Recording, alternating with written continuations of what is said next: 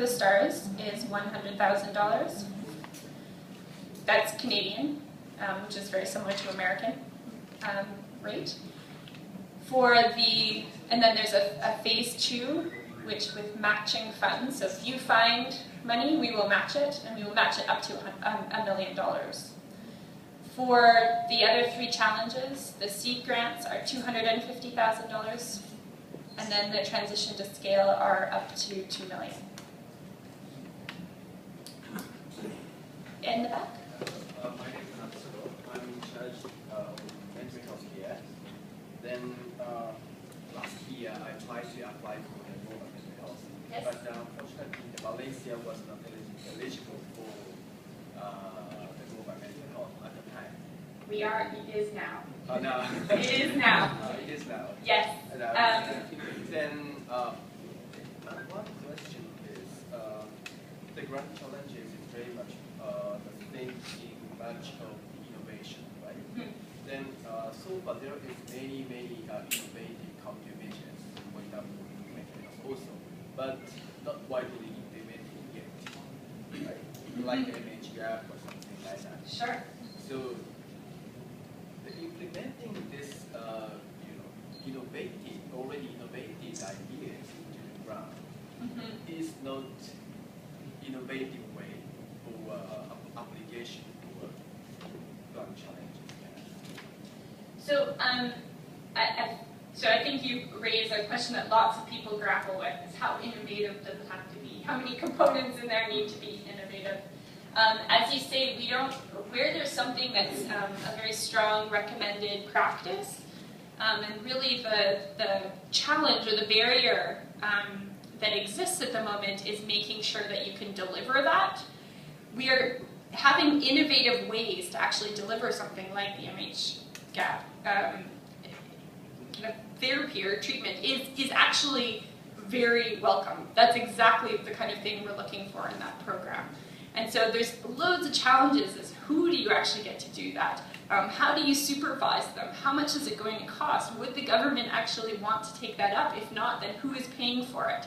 All those kinds of things require a huge amount of innovation still. There's a reason why there's a lot of very good work and very good solutions that have been recommended that sit on the WHO website and are not in practice in many places in the world, right? And filling that gap needs a lot of thinking, a lot of innovation, and that's what we would love to see people propose.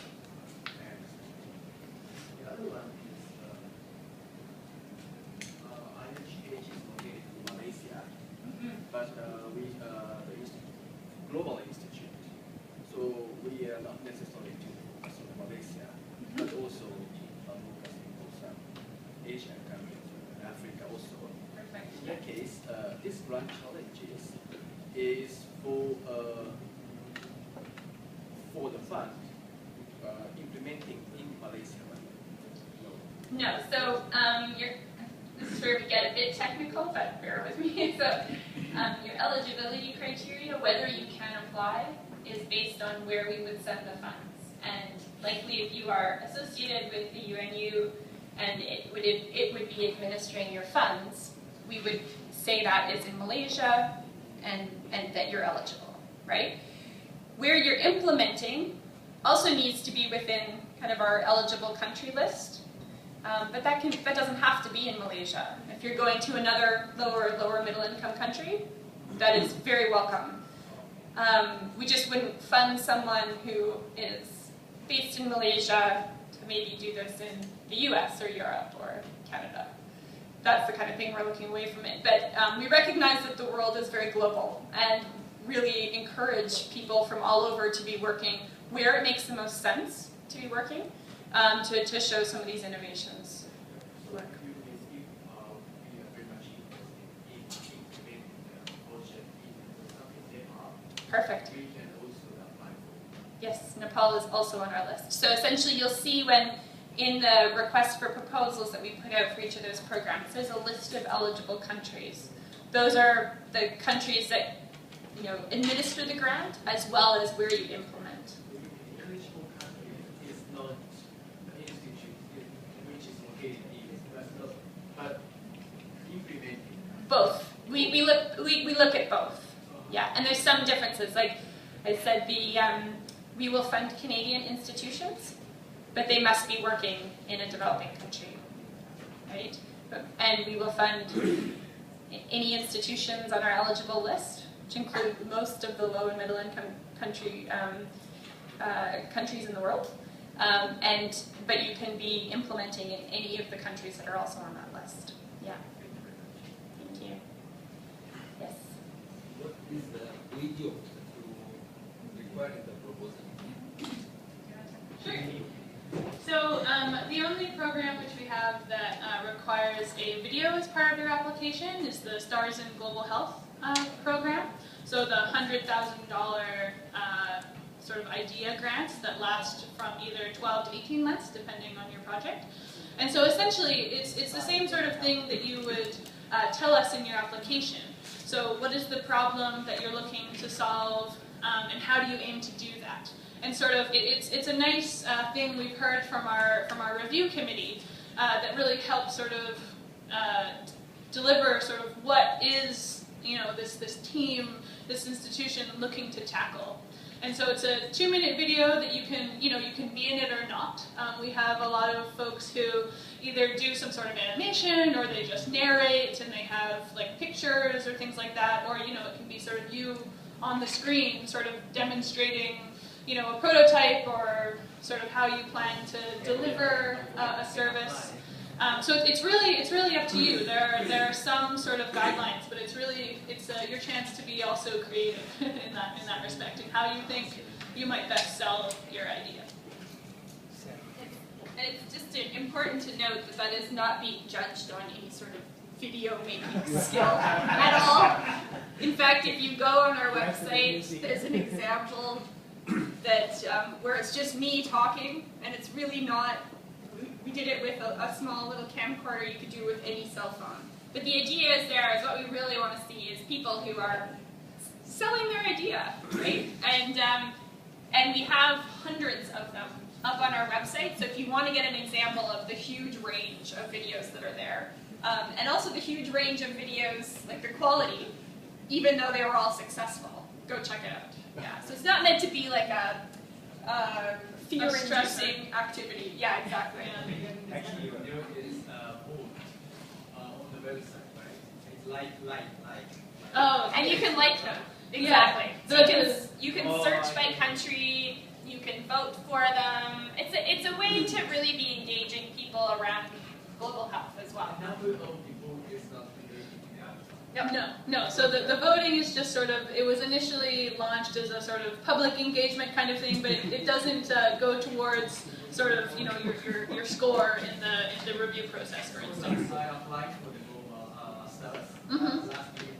Now we are waiting for the judge. My video is very best number of the vote. Oh, so you don't have to worry about the number of votes. That's good. It sounds like you have someone who has gone through many of our processes to date, so you've got a local expert as well who can speak to some of these things. So. It sounds, my name is Tom Su-Wing. I'm in the palliative care industry. It sounds like the way you operate is very much like in the finance industry, the venture capitalist, would you say? Yeah, in many ways. Closer to that than the traditional granting agency, yeah. Okay. And the area I work in palliative care, clearly in the West, it's a lot more developed. Whereas in developing and lesser developed countries, it's clearly an area that still needs a lot of help. So expertise perhaps has already been relatively developed in the developed world. Now tell me, with venture capitalists, when they fund a project, they also in many instances come in and assist technically, provide technical assistance. To what extent do you do that when you decide that you are going to fund a project, perhaps provide also support on the technical side? So that is one of the things that we've thought is very important when we set up Grant Challanges Canada, that not just having good ideas, here's the money, see you later, and good luck. We do a lot of things to connect people within the different communities. Most of the time, if you're within the Saving Lives at Birth, Saving Brains, or Global Mental Health granting community, you would be brought together a couple times a year to be exposed to all the other things that are going on in that area. So that's one of the ways that we consistently do that. Every project is managed by a program officer or associate program officer, and they are engaged in a dialogue, probably speaking or communicating in some way with the grantees, probably 4, 5, 6 times a year. And any time that there's something that we can be doing to help, we do our best to do that. We're a small team, so we do tend to focus the most of our support on our larger grants or the grants that are doing really extremely well. But that doesn't mean that we're constantly asking any of our grantees when they submit reports or talk to us, what else would you like, what would help you in your endeavor, and we certainly help with all of that. We have mechanisms to engage, essentially to have grantees engage consultants as necessary. We have mechanisms to link people with potential partners that can provide expertise as well. And all of us have backgrounds in the areas of the programs that we're funding, and so we can help intellectually in some of these projects as well. I'm Zaina from University Trust. I'd like to know, since you're funding the project, what kind of right do you have over certain things that you produce, like data, and you have to be acknowledged, and so can you clarify on that? Certainly. So we, like many funding agencies at the moment, have a global access policy. So we do not seek to own anything that you produce, but we do seek to ensure that anything that you are producing with our funding is made broadly available. Essentially, this means what that whole thing is for is to make sure that if you develop something that is transformational, fantastic, could actually have a massive impact in the world, and then it sits on a shelf, that would be a tragedy. And so what we want to do is just to make sure that that is not going to happen. And so we do have some ways, so we've got global access policy, we have a data access policy, so people have to essentially tell us how they're going to make their outputs as broadly available as possible. And we have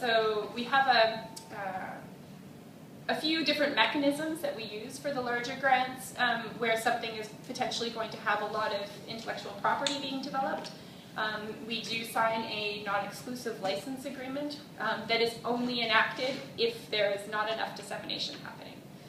So they're very, it's at times can seem like a scary prospect at first, but I assure you that the last thing we actually want to do is to use that license, and we will do everything in our power to be essentially working with the grantee in order to have them push it forward as much as possible and fulfill that global access policy. We do have information on our website about our global access policy.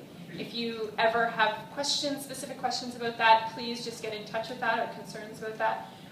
We have yet to have a grant not happen because of the global access policy, and we've funded many things from like purely commercial businesses who are looking to make a profit out of their work, who are signing on to this, right to academics and stuff. And so we have had a lot of conversations, but nothing, it's always worked out it's been a fair process for both sides. Okay, I'm Nur Hizab, the research fellow of this UNU-IIGH. Well, I think to bid for these grand challenges, I think most of us in this specific room, probably we can have like kind of synergize, let's say, if we want to bid. Rather than we apply on your own, so we have here UNU-IIGH, as mentioned by Dr. Asuro just now. We are here in Malaysia, but yet, if you want to focus to any developing countries, for example, for your project, then we can do it together on the business, innovative kind of thing, rather than we be on our own. So that is one of my suggestions to all friends, colleagues here. Not a prerequisite.